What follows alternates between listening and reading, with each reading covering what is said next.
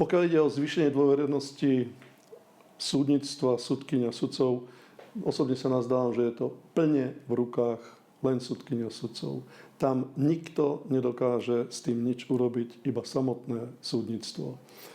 K tomu sa nedá nič iné uviesť, len toľko, že prostriedky, ako dosiahnuť zvýšenie dôveryhodnosti, majú sudcovia vo svojich rukách každodenne vynášaním spravodlivých rozsudkov, vystupovaním na verejnosti a správaním sa, ktoré zodpovedá modernému štandardu jedného sudcu.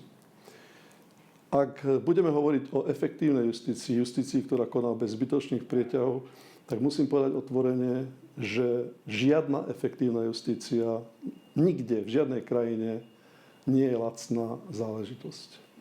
Preto si osobne myslím, že by bolo treba konečne pozrieť sa na to, či je justícia dostatočne zabezpečená a potom, ak ju dostatočne zabezpečíme zo zdrojov, ktoré nepôjdu do vetra, ale pôjdu do systému justície, potom budeme môcť vyžadovať aj zvýšenú zodpovednosť súdnictva za to, ako vykonáva súdnu moc. Znovu to zopakujem. Dobrá justícia, spravodlivá výkona nie je lacný špás.